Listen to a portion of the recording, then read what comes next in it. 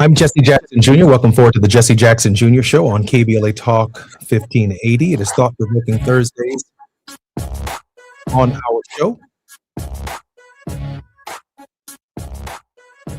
On Thursdays, we have our conversations with Atiba. Atiba is the former Deputy Executive Director of the National Black Caucus of State Legislators. He's a strategic alliance consultant and president of Party Politics US. And before I bring Atiba forward, I want to share with everyone just a little bit of news. As you can imagine, that my father's death and the organization of the appropriate and powerful ways within which we can say goodbye are changing on a minute-by-minute basis. An opportunity has now presented itself, which we will learn more about from my younger brother, Yusef Jackson, sometime at 4:30, I believe, today, certainly by 5 o'clock, for Dad to lie in state at the state capitol in the state in which he was born, Greenville, South Carolina, in the state capitol in Columbus. Those details have yet to be revealed or confirmed, but they are very close to being confirmed.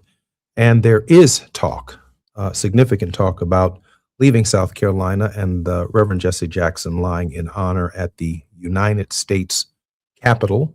And so I'm asking you to be patient and to bear with our family as we wrestle and struggle with the expanding details that include the public viewing and the final services of the Reverend Jesse Jackson. I'm very glad and very grateful that my special friend Atiba is joining us today. He's worked as a TV political contributor for BNC News, The Heat, In the Know with Mo, The Leslie Marshall Show, 96.3 WHUR. He most recently was a guest host on Rising, an American daily news and opinion web series produced by Washington, D.C. political newspaper The Hill. In 2020, Atiba released his first novel, Saving Grace, a political thriller. Atiba, welcome forward to the Jesse Jackson Jr. Show.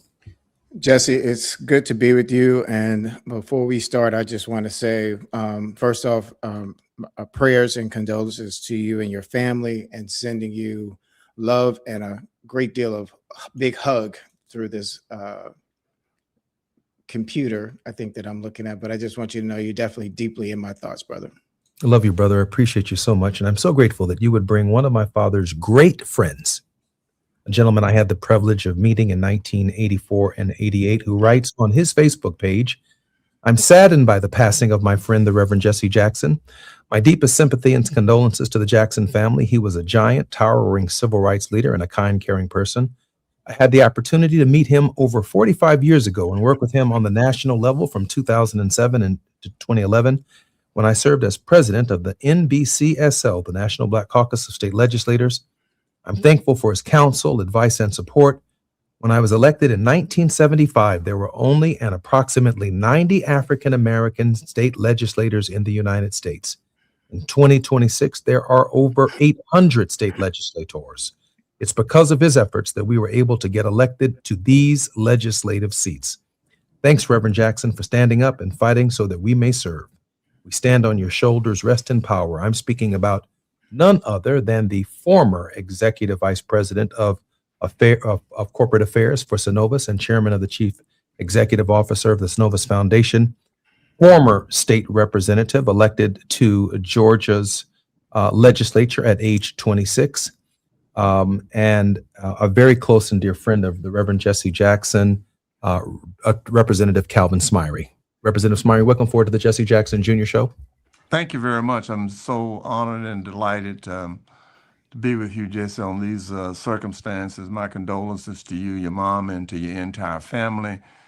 When I got the call, I was just deeply saddened, and because of the relationship and friendship that we had, Reverend Jackson, over the years, and I'm just it's just so good to see you, my man. That just warms my heart to get the call from Atiba to spend just a few minutes with you, and just to get to see you is just it just fills my heart. I mean, I'm just filled with joy, and I'm so delighted to hear you talk about some additional recognition, which I think would be very, very appropriate were they to fall in place, and I think anything that we can do for Reverend Jesse Jackson would be appropriate in line with all the service that he gave to our various communities, our state, and our nation. So my condolences again, and trust me, I'm with you and the family. I want everyone to know that Representative Smyre was one of those rare leaders in 1984 and 1988 who was fighting on the floor for the Rainbow Coalition and for the Jackson agenda. He recognized that the campaign itself was a turning point in the history of Black state legislators, voter registration, the drawing of district lines that would allow them to serve in their respective houses of representatives across the country. And as exciting as it was back in those days, no one would really fully appreciate some 40, some 50 years later, just how profound the relationship between Calvin Smyre and the Reverend Jesse Jackson actually was. When we come forward, Atiba will examine that relationship with Reverend Smyre, with Representative Smyre, and I'm so grateful that he's our special guest on the Jesse Jackson Jr. Show for the next 30 minutes. I'm Jesse Jackson Jr. More on KBLA Talk 1580 when we come forward. It's afternoon drive time with Jesse Jackson Jr. Only on KBLA Talk 1580. What's up? What's up? What's up? We got to laugh the pain away. Hey, KBLA delegation, happy Black History Month. Around here, we celebrate our culture, our community, and our contributions daily. But this year, as we observe the 100th anniversary of Black History Month celebrations, we're excited about our annual KBLA Talk 1580 Black History Month Luncheon, honoring comedy greats. On Thursday, February 26th at the Grammy Museum in downtown LA, we're toasting D.L. Hughley, Melanie Camacho, Earthquake, Munell, Dion Cole, and Martin Lawrence with a surprise guest appearance. A limited number of individual tickets for the luncheon remain, so now would be a good time to head to KBLA1580.com to secure one for yourself. That's KBLA1580.com. A little laughter goes a long way, especially in times like these. So come, join us for our annual KBLA Talk 1580 Black History Month Luncheon, Thursday, February 26th at the Grammy Museum. Again, tickets are available right now at KBLA1580.com. Well, I hang around my boy. He's been married for 6 years. Videotaping his wedding day, never watched it. Now and every day he watch it every day, but he watch it in reverse. Because he said he loves seeing himself take that ring back off of that finger. Walking back down that aisle, just waving at her ugly mother down the church. Getting back in the limo, back at the bachelor party. Look how happy I was. KBLA Talk 1580 thanks LA City Council members Curran D. Price Jr. and Heather Hutt for being the presenting sponsors at this year's Black History Month Luncheon. Honoring excellence, resilience, and achievement, we're KBLA Talk 1580. At Charmin, we heard you shouldn't talk about going to the bathroom in public, so we decided to sing about it. Charmin Ultra Strong. You can use less, better than the rest. Charmin Ultra Strong. Your booty past the clean test. Salmon weave texture, it's the best. Study up, teach a lesson on fresh. Your booty past the clean test. Yes, sir. Charmin Ultra Strong. Charmin Ultra Strong with diamond weave texture cleans better than the leading one-ply brand, so you can use less. Enjoy the go with Charmin. Small businesses are the heart of America. But you don't have to go it alone. As the nation's largest nonprofit resource of expert business mentoring, SCORE has helped millions of entrepreneurs build their businesses for free. Get the connections, education, and guidance you need with SCORE. We're ready to help. Find a mentor today at score.org. With the new IHOP value menu, $6 is all it takes to go to your happy place, where stacks of pancakes with bacon and eggs are just $6 every day. French toast, sausage, and eggs are, you guessed it, $6. And fluffy omelets come with a side of pancakes and only cost $6. Go to your happy plates every day at IHOP. $7 in some locations. Available every day for a limited time at participating restaurants in the U.S. Hours may vary. No substitutions. Not valid with other discounts or promotions. Prices may vary. It all comes down to this, folks. Yep, the entire season is on the line. But my throat has officially thrown in the towel. Sounds like you need Vicks VapoCool drops. They're max strength and vaporize sore throat pain. Whoa! These VapoCool drops hit fast. Speaking of fast, did you just see that play? Yeah, he vaporize that ball. That pun should have come with a penalty. Vaporize sore throat pain with Vicks VapoCool drops. Use as directed. Now back to more of Jesse Jackson Jr. on KBLA Talk 1580. The Jesse Jackson Jr. Show. The Jesse Jackson Jr. Show. The Jesse Jackson Jr. Show. The Jesse Jackson Jr. Show. King Volley, drop the beat. Come on and talk with me. Come on and listen to me. Come on and talk with me. Come on and listen to me. KBLA Talk 1580. I'm Jesse Jackson Jr. Welcome forward to the Jesse Jackson Jr. Show. This is Thought Provoking Thursdays, and our conversations with Atiba. Our very special guest is none other than the former State Representative Calvin Smyre, a world historic and iconic figure within his own right, one of the longest serving African American state legislators in the history of the United States. Now, of course, retired. Very close and dear friend of the Reverend Jesse Jackson.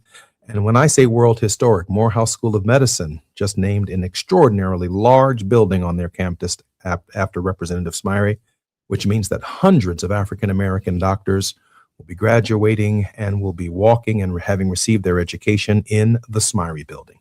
Representative Smyre, welcome forward to the Jesse Jackson Jr. Show, Atiba, and thank you for our very special guest. I think Atiba might be muted. Representative Smyre, I'm not sure if you recall, in 2004, we were in Boston for the Democratic National Convention. And I recall you inviting me to walk on the floor with you. And at the time, we were walking and there were people that kept coming up to you. And then I saw this tall gentleman that I immediately recognized, Reverend Jackson, walk up to you and just say, "Hey, Calvin." And I thought, okay, I'm with Representative Smyre. I know, I'm going to say, I know he's somebody, but Reverend Jackson just walked up to Calvin Smyre and as if he was his best friend. And, from that point on, honestly, Representative Smyre, that I started to recognize and really pay attention to seeing the nature of relationships. 20 years before that, you were elected as the first African-American delegate to serve from the DNC from Georgia. Can you tell us a bit going back to 1980, I believe that was your first DNC, what it was like for you then, seeing how all these things that Reverend Jackson had been involved with, things that you were involved with on the state level, and how it progressed 20 years later, 24 years later, and what you've seen over the course of your career? Well, Atiba, thank you very much. But I can remember almost like it's yesterday. Of course, that's 40 years ago. But at the same time, I can remember serving on the DNC and remember talking to Reverend Jackson at that time. As a state elected official, I was appointed to the DNC in 84 and served there for maybe 23, 24 years and had a lot of discussion with Reverend Jackson in reference to rules and operation and aspects of the Democratic National Convention. So, but I really got to know Reverend Jackson in a political sense in 1980. When I took a leave of absence from Synovus to go to Kentucky to serve as deputy campaign manager for the Carter Mondale presidential campaign. And I lived in Louisville, Kentucky for maybe 7 months and went all over the state of Kentucky. And I had 3 opportunities to welcome Reverend Jesse Jackson to Kentucky on behalf of the campaign. And I can remember having a meeting at Kentucky State when he came to Frankfort, Kentucky, to speak and to talk to the young students there at Kentucky State University. And then I can remember him coming into Louisville. At that time, Reverend Charles Williams, Jesse Jr., you remember, the Black Expo they used to have in Indianapolis, and they still do. And he was involved in that. And I remember all of the black ministers that were assembled there in Louisville, Kentucky, and Reverend Jackson and the late Reverend Willie Barrow came in, and I spent the day with them campaigning in Kentucky doing that. And that was an opportunity for me to have some personal time with him, to get to know him even better, to see him in action, and to see him make the various speeches and talk about all of the things that were uplifting during that time, and how he was just a humble individual and always extending himself to others. So him coming up to me is just the way, if I can use this term, that's just the way Jesse is. He's just a kind of a guy that was wired to the ground and very compassionate. As I stated in my remarks here in Georgia to the media, he was always accessible to me. He never turned away, and I was just honored to be able to work with him. And when I was president of the NBCSL, he just was an absolutely supporter of mine. And as you recall, when Louis DeBerry became president, the late Louis DeBerry, he interacted with us. And then I'll take it back a little bit further. When former State Senator Clarence Mitchell was president from Maryland's president of the National Black Caucus of State Legislators, Reverend Jackson was very active with the state legislators at that time. So I don't take it, I mean, I take it very, very seriously. When I was elected, there were very few African Americans in America. And because of Jesse Jackson and others, but him being the advocate that he was and the activist that he was, it reminds me of one of my first political lessons was from the late Reverend Hosea Williams. And he said, it's not the beauty of washing machines that cleans the clothes, it's the agitation. So with that in mind, I think about those of us who are in elected positions have to understand there's an internal and an external game. And you have to be able to navigate that and to be able to be very cognizant of the fact that that we don't do this alone. Without external pressure, there is no internal victories. I'd like to ask a quick question, Representative Smyre. In 1975, when you're elected, that's 10 years after the Voting Rights Act of 1965. And so you had an on-the-ground sense of what it meant to be a Black state legislator in a Southern state. By 1976, obviously, that's 11 years later. Jimmy Carter is elected president by 1980. You've seen Democratic conventions from 76 to 80, all the way up to the present. And to look out upon, for example, the Kamala Harris delegates, you've got an insight on how that has changed from 1976 to the present. Can you share that with us? I tell you, the political terrain is so different. Just one state, and you can look at it and do your research on it, your listening audience. But in one state, Georgia, where I was elected, and I think there were 14 of us at that time. But in just the numbers and the reflection of how the evolution of politics. When I was elected in 1975 in Georgia, there was 51 Democrats in the Senate and 5 Republicans. 51 to 5.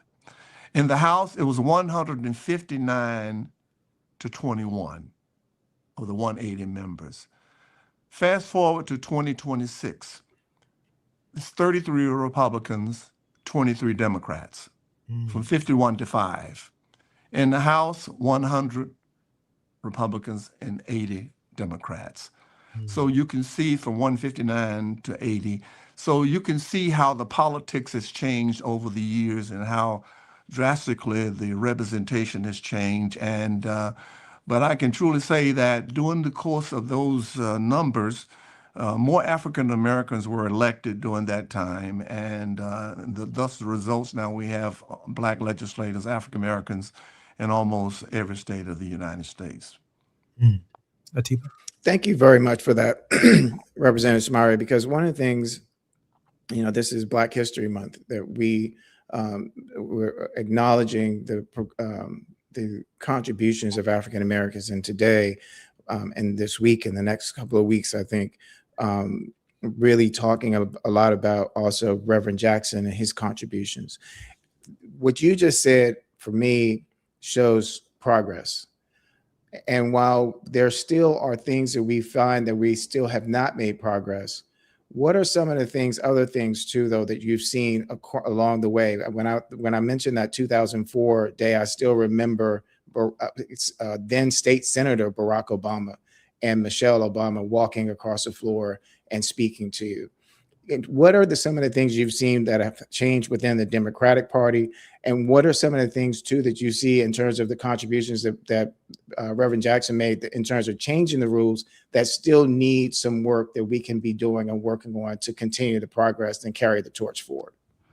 I think I sense that and today as we move forward, of course, the Democratic Party and the apparatus. I can remember when we first started the Voting Rights Initiative, and I can recall back in the day when Reverend Jackson and others were working toward having a voter rights initiative and creating the various caucuses that we have for women and for African Americans within inside the Democratic Party.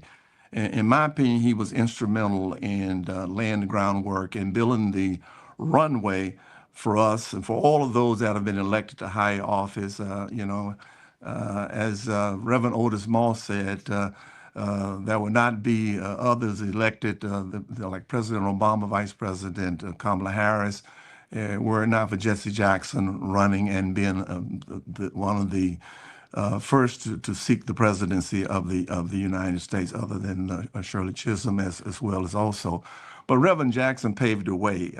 He was one of those individuals that was an igniter. He was always willing to stand against the wind, and he was not a guy that would and put his fan up and see which way the wind was blowing.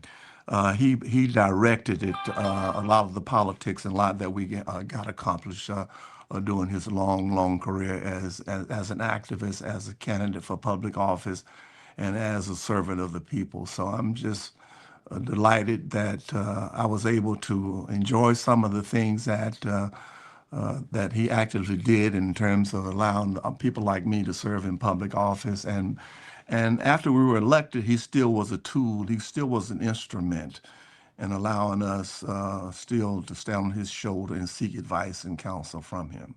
Representative Smyre, as you probably well know, and probably know better than most, the Voting Rights Act of 1965 is being challenged at this hour out of Louisiana.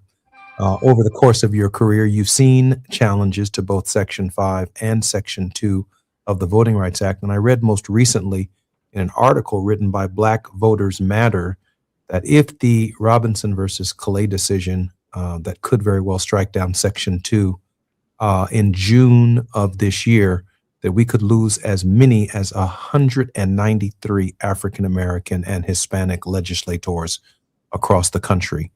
Your sense in what that could mean in tampering with the Voting Rights Act at this late hour in the nation's history? Well, I would say that all of us have to pick up the baton.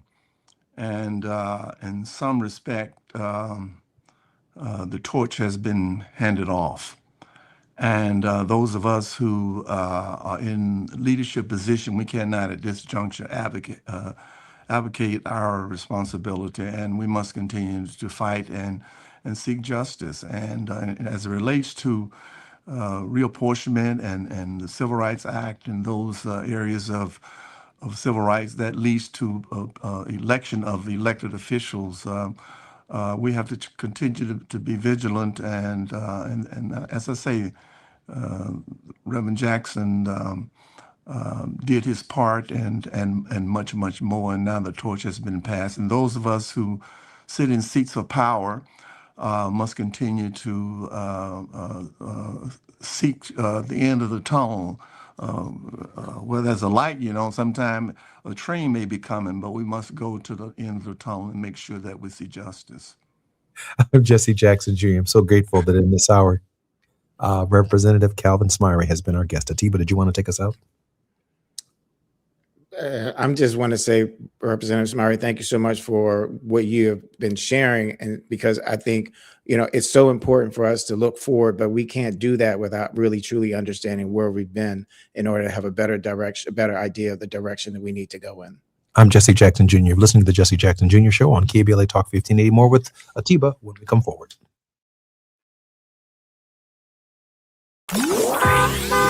It's afternoon drive time with Jesse Jackson Jr.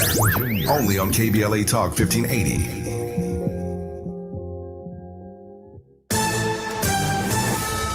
I'm Amber Payton with BIN News Now. Chicago's Black Mayor Brandon Johnson is honoring Reverend Jesse Jackson, calling him a friend, mentor, and role model. As an organizer and at the time in which I was campaigning, I could always count on him for advice, prayers, and words of encouragement. Johnson said the best way to honor Jackson's legacy is by organizing and investing in Chicago's communities. Funeral arrangements are pending for Dr. Norman Francis, the longtime president of Xavier University, who died at 94. He led the nation's only historically Black Catholic university for nearly 50 years and was a champion of civil rights and education. And Black rapper Lil Papa has died at 25. The Jacksonville, Florida rapper born Janarius Wheeler gained attention at 18 with a song about surviving a shooting. His videos earned millions of views, including Eternal Living with rapper Polo G. Get BIN News Now on demand 24/7 on the iHeartRadio app. Hi, I'm Angie. Did you know a billboard can save a baby's life? It's true. You can make a difference by helping us spread the pro-life message to reach those who are struggling with an unplanned pregnancy. Please make a gift today. Visit prolifeacrossamerica.org. This is the KBLA Sports Minute with Ray Richardson. The NBA is back in action tonight after the All-Star break. The Clippers are at home tonight against Denver. The Lakers return to the court Friday night against the Clippers at Crypto.com. Interesting point of the season for the Clippers. A lot of eyes will be on them to see if they can remain a playoff contender after their 6-21 start. The Clippers were 3-1 going into the break and are 20-7 since December 18th. They're tied with Portland for 9th place in the Western Conference. The top 10 teams qualify for the playoffs. A lot of eyes will also be on Clipper star Kawhi Leonard. Can he stay healthy over the remaining 28 games in the regular season? In the last 7 games before the break, Kawhi was averaging 28.8 points. The UCLA women's basketball team, ranked number 2 in the country, is going for their 20th straight win tonight. UCLA is at home against Washington. The Bruins are 25-1, 15-0 in the Big Ten Conference. No debates, no speculation, just the info you need. That's your KBLA Sports Minute. I'm Ray Richardson on KBLA Talk 1580.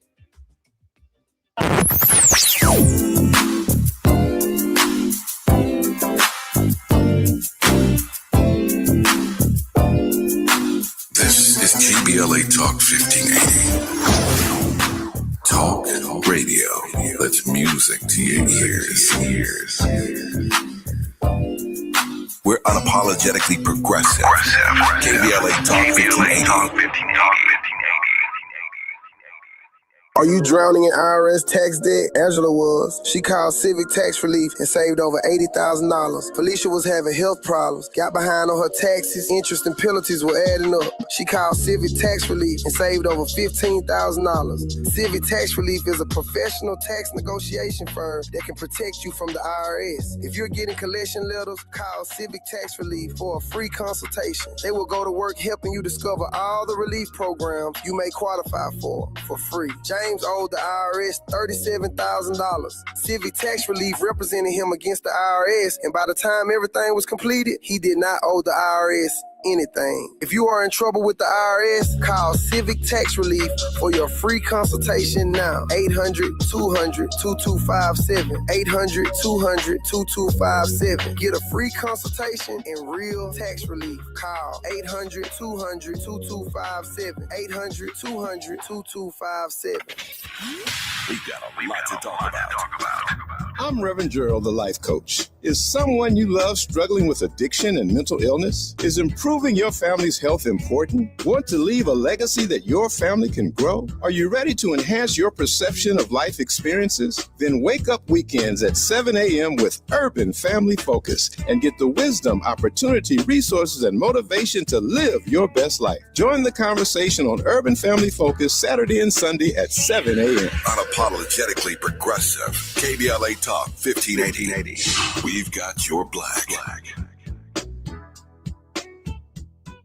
KBLA Talk 1580, connecting you with the world. African Focus Incorporated is a community-based organization whose mission is to bring Africans and African Americans together, lead charitable initiatives on the motherland, and educate people from all walks of life on the beauty, legacy, and opportunity of Africa's 54 nations. And it's that time once again when African Focus is teaming up with KBLA Talk 1580 for our 8th annual African Focus Trailblazers Tour. Travel with us in 2026 when we're headed to the Southern African nations of Zambia and Botswana for a historical, cultural, and vacation tour led by me, Dominique DePrima, Cultural Ambassador for African Focus Incorporated. Enjoy luxurious accommodations, conscious fellow travelers, shopping, adventures, cultural tours, wildlife safaris, and a giant waterfall, one of the world's 7 wonders, along with a chance to be of service at an orphanage on the continent. Become an AFI trailblazer by exploring the motherland with a nonprofit organization that has members in Africa and America to help roll out the red carpet for you, and together we'll make a difference and have fun doing it. For more information, visit africanfocus.org or call 310-676-7300. That's 310-676-7300 or africanfocus.org. Whether it's stateside or exploring the diaspora, we're with you every step of the way. African Focus and KBLA Talk 1580. Come go with us. You're listening to Jesse Jackson Jr. on KBLA Talk 1580. The Jesse Jackson Jr. Show. The Jesse Jackson Jr. Show. The Jesse Jackson Jr. Show. The Jesse Jackson Jr. Show. King Quality drop the beat. Come on and talk with me. Come on and listen to the me. Come on and talk with me. Come on and listen to the me.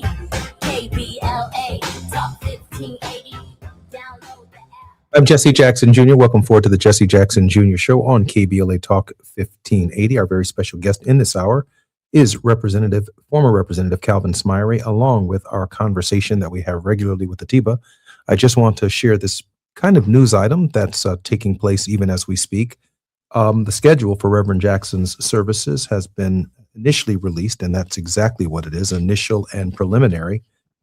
There is a conversation and a discussion that's going on with the governor's office of the state of South Carolina, as well as state legislators in that state, for Reverend Jackson to lie in repose at the state capitol in South Carolina, where he was born, a favorite son of the state, and the rare opportunity for an African-American to lie in the state capitol in South Carolina.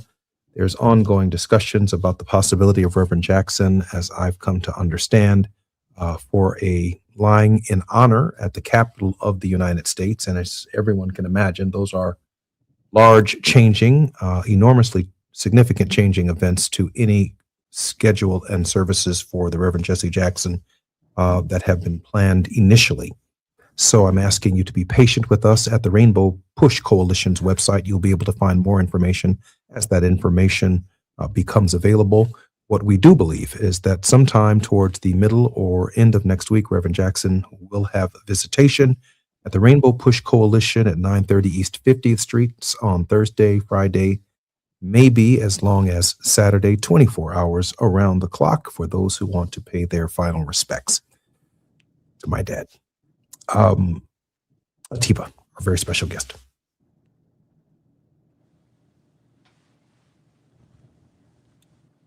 Atiba, you're unmuted. I'm sorry, Jesse. Representative Smiley, I want to say again, thank you so much for being with us today. You know, as a former president of the National Black Caucus of State Legislators, and I know we had mentioned earlier just about some of the things that you've seen in terms of progress. But can you take us, you were in 1984, you were at the Democratic National Convention. Reverend Jackson gave a rousing speech. I know a lot of times people think about the 2004 speech that President Barack Obama gave when he was a U.S. Senator.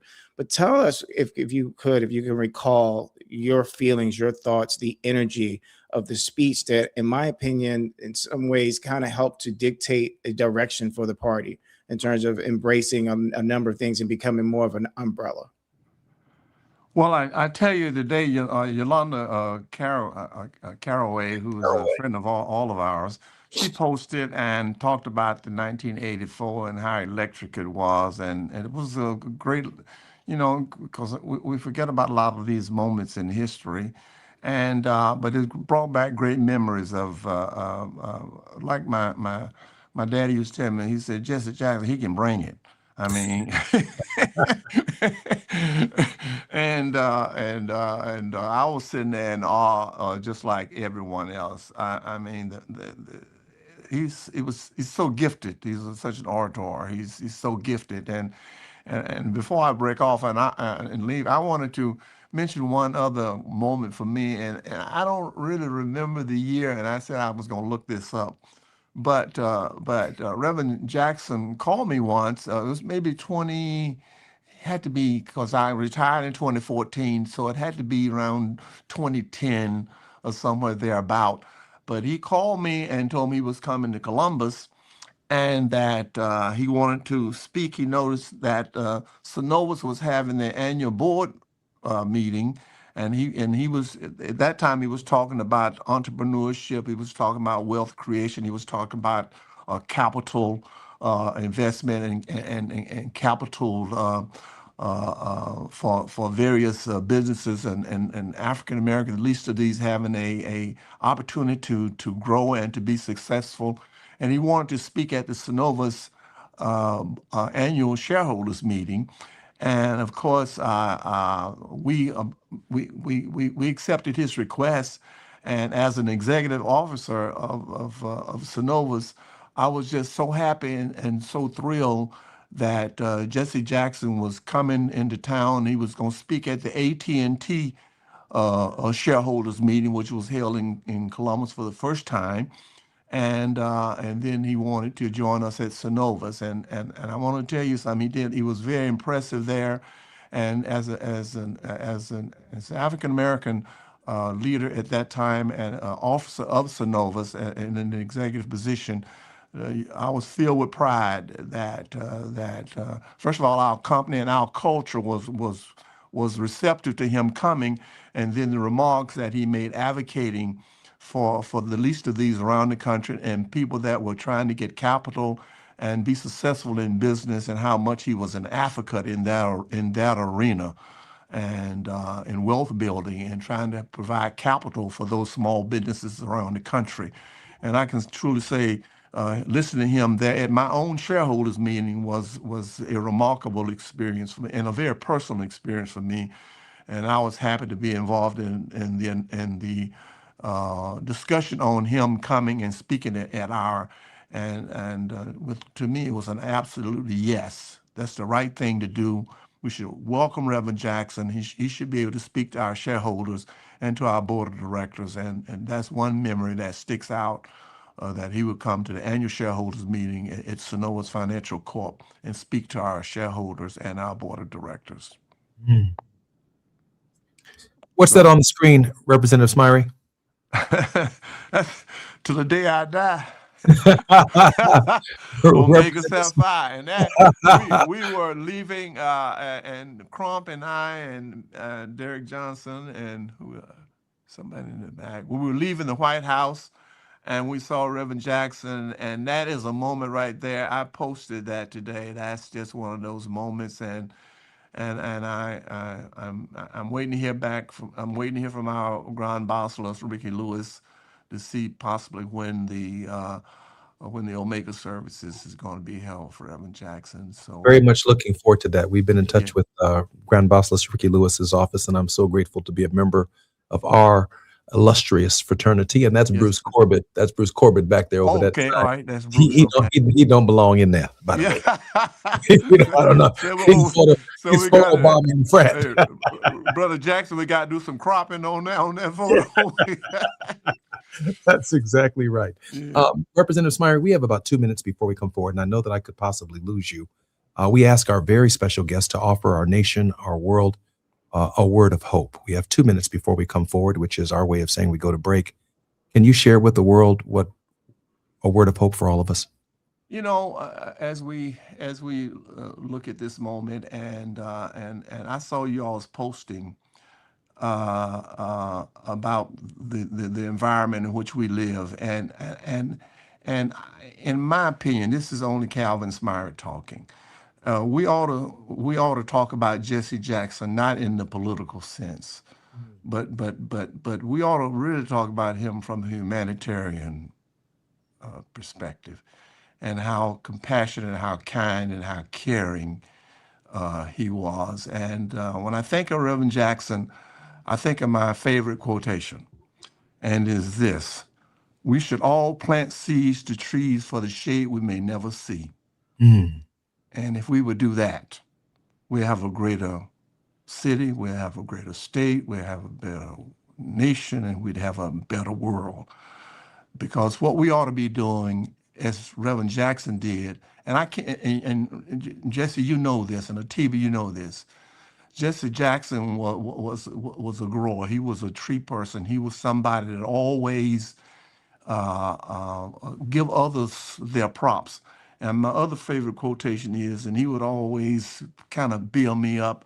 And those of us who get in position of office, as you have been, Jesse, yourself, you know, you ever see a turtle sitting on a fence post, you know that he or she didn't get there by themselves. Somebody have put them there. I'm Jesse Jackson Jr. You're listening to the Jesse Jackson Jr. Show. Our very special guest has been none other than former Georgia Representative Calvin Smyre. Representative Smyre, thank you for your time on the Jesse Jackson Jr. Show. More on KBLA Talk 1580 when we come forward. While you're stuck in traffic, we can at least bring you up to speed on the news of the day. You're listening to Jesse Jackson Jr. only on KBLA Talk 1580.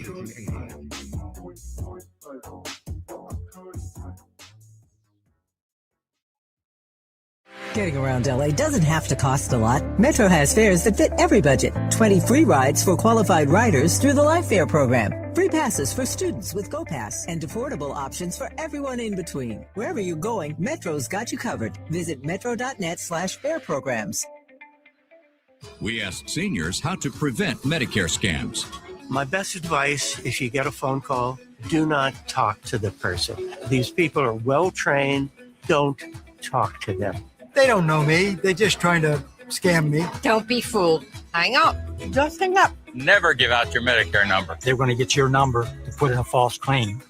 If I get a call from someone, I don't pick up the phone. And should I pick up the phone and they ask for information, then I hang up. How do you detect Medicare fraud? Just like I check my credit card statements, I check my Medicare statements monthly. Scammers can get a hold of your number, order medical devices through your account, and you're not even going to know about it if you don't look at your statement. Check your statement every month. If you get your statement and you see something that you know you did not have done, you report it. Call your senior Medicare Patrol. To report Medicare fraud, call the Senior Medicare Patrol at 855-613-7080. Lena Bloom for the Bail Project. Imagine you're stuck in a jail cell and you can't afford bail and someone offers you a way out. Just plead guilty and you can go home and kiss your kids goodnight. What do? What thousands have. You plead guilty whether you are or not. Cash bail makes poverty a crime. That's why the Bail Project helps those who can't afford it while fighting to end cash bail. Because freedom should be free. Brought to you by the Ad Council. We interrupt our program to bring you this important message. Hi, I'm Tavis Smiley, and I have some news. The room is full. Our founding members cohort on the art of conversation has begun, and I could not be more energized by the professionals who said yes to mastering the craft. Their dedication to curating great conversations reminds me why I do this work.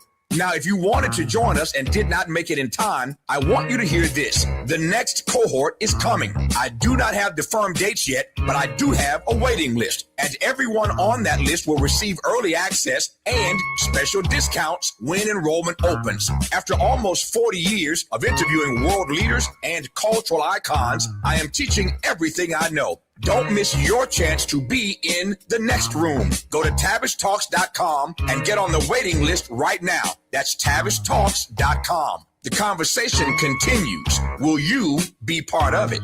Yeah, man. I can't believe how spotless my floors look after using the Swiffer Power Mop. No more dragging around a heavy mop and messy bucket. Now I get the same deep clean without all the work. Thanks to the powerful solution and scrubbing pad of the Swiffer Power Mop, dirt and grime don't stand a chance, and I don't break a sweat. Mic drop. Mop drop. Swiffer Power Mop. Swiffer Power Mop. A smarter way to mop. Try it or your money back. Now back to more of Jesse Jackson Jr. on KBLA Talk 1580. The Jesse Jackson Jr. Show. The Jesse Jackson Jr. Show. The Jesse Jackson Jr. Show. The Jesse Jackson Jr. Show. King Volley, drop the beat. Come on and talk with me. Come on and listen to me. Come on and talk with me. Come on and listen to me. KBLA Talk 1580. Download the app. I'm Jesse Jackson Jr. Welcome forward to the Jesse Jackson Jr. Show. This is Thought Provoking Thursdays and our conversations with Atiba, former Deputy Executive Director for the National Black Caucus of State Legislators, a strategic alliance consultant, and president of Party Politics US. Atiba, welcome forward to the Jesse Jackson Jr. Show. Jesse, it's good to be here with you. Hey, Atiba, we should plant seeds for the shade of a tree that we will never live to see. It doesn't get much more profound than that from Representative Calvin Smyre. It doesn't. And, you know, it's interesting when he said that because, you know, in so many ways, your father definitely did that. And like a tree has roots and leaves, you know, and spreads, you know, I feel that your father's energy, your father's passion, your father's sacrifices, your father's work did that. And, you know, so I'm really happy that Representative Smyre was able to join us today. I heard a story a few years ago, I guess kind of like an African proverb, African story about some elephants that come to the water. It's a herd of elephants. And the larger ones began to cross the river, the body of water. And they get to the other side and look back and recognize that the younger ones were still on the other side. Because as the larger ones were going through the water, they were able to raise their tusks and still breathe, even though the water was consuming them, but the younger ones were not able to.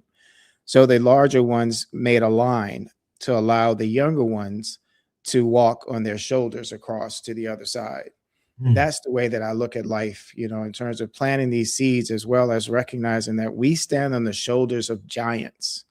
We stand on the shoulders of people who have done so much work. And I posted today about your father and just the different instances and opportunities that I felt blessed to have been in the room with him, to sit between him and Dorothy Height at the National Council of Negro Women building for a National Policy Alliance meeting. And the fact that there's so many people that have done so many things for us. And oftentimes I talk about excellence. And I just keep thinking my viewpoint about that excellence is like that tree. When you see a tree, you don't know how many years it's been there unless you cut it open and count the rings. You don't know what stories the tree has seen or passerbys. What you do know is that for that tree to survive, it has to have strong roots. And I believe strongly in my heart, Jesse, and I'm saying this with a great deal of love to you, to your siblings who I watch with incredible fascination and appreciation and gratefulness and awe that you could speak the way that you all did yesterday in light of your father passing. And just to say that the world is a much better place because your father was in it. I'm so grateful for that, and I'm trying not to get emotional while reflecting upon, I think, his greatest gift, my brothers and sisters, who not only in their own ways carry his legacy, but they carry his spirit energy, his will to work, his desire for all of humanity, and a genuineness about each of them. We are each very different people. Each of us, I've shared with my siblings in the past, each of us have different experiences with the same parents. In fact, I read a book and that was given to me recently, and I think I have it sitting right here somewhere, that every child has a different experience with the same parents. No two children have the same experience. And yes, 4 years difference between children is and can be the difference in your understanding of who your mother and father's or your father is. And so my sister Santita's experience and her relationship with my parents is different than my relationship and experience with my parents, as is Jonathan's, as is Yusef's, as is little Jackie and our little sister Ashley. Each have a different experience. And yet we all come from the same cloth. And that Jesse Jackson Senior cloth is a mighty, mighty, mighty quilt. And I'm so grateful that you recognize that. But in no small measure, because I think Jonathan probably said it best, and Yusef said it as well, that this isn't just about bloodlines and blood energy, it's also about spirit energy. And I think truthfully, Atiba, that you too represent that energy. I think that Jesse Jackson's all in you. A little more on the conservative side. But my dad's conservative, man. I mean, some of us on the right, left of center side had to prod dad a little bit. Come on, man, come on over here and see it this way. But his natural instincts are far more conservative growing out of the South than one might attribute to him publicly, politically, which is why I leave room in dad's broad understanding of who he was is his capacity to identify with conservatism, both economically as well as socially, spiritually, and culturally. Black people generally are conservative people, spiritually. It takes a little bit of work to get them to move to the liberation side of things. And one of the things that I loved listening to you and your siblings yesterday was how well you articulated and talked about things from different perspectives and different things, even though it was all about your dad and about your mom.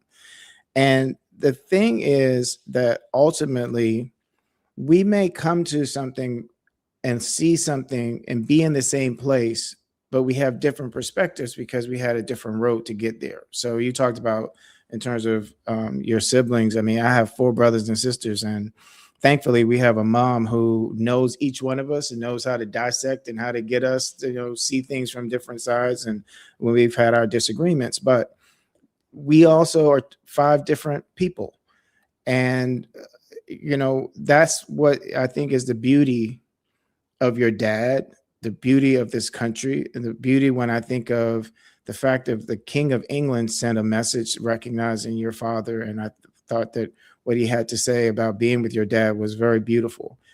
Is that conservative, liberal, whatever, I always ask, and my part of my prayer to God is that the world is a better place because I'm in it, and that when I leave, that it's a better place because I was in it. So when I say the words about your dad, I say that with the utmost respect.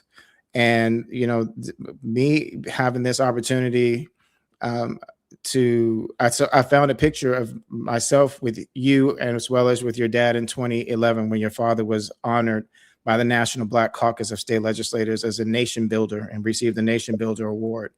And I just kept thinking, we have different paths. We don't know why we cross, but I can say that the path that I find, that I believe that you and I have been on to be here, I'm grateful for your dad. I'm grateful for the work that he did. I'm grateful for the fact that he broke down some barriers that needed to be torn down.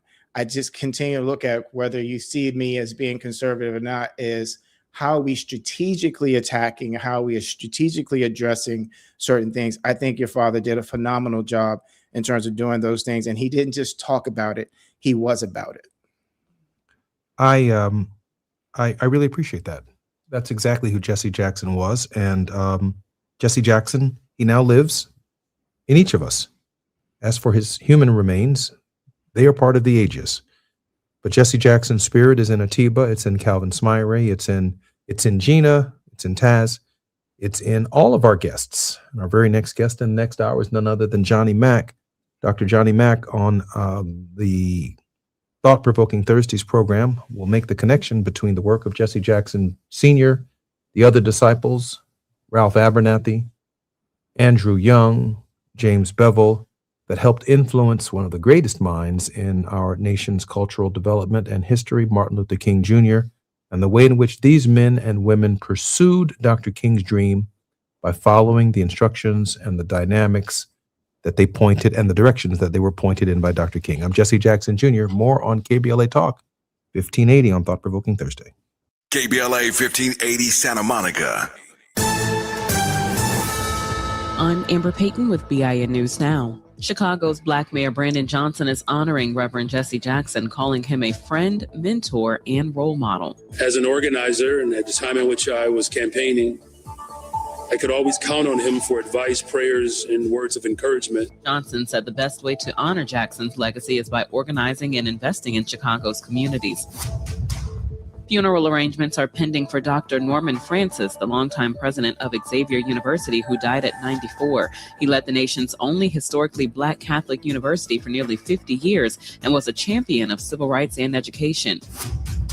And Black rapper Lil Papa has died at 25. The Jacksonville, Florida rapper born Janarius Wheeler gained attention at 18 with a song about surviving a shooting. His videos earned millions of views, including Eternal Living with rapper Polo G. Get BIN News Now on demand 24/7 on the iHeartRadio app.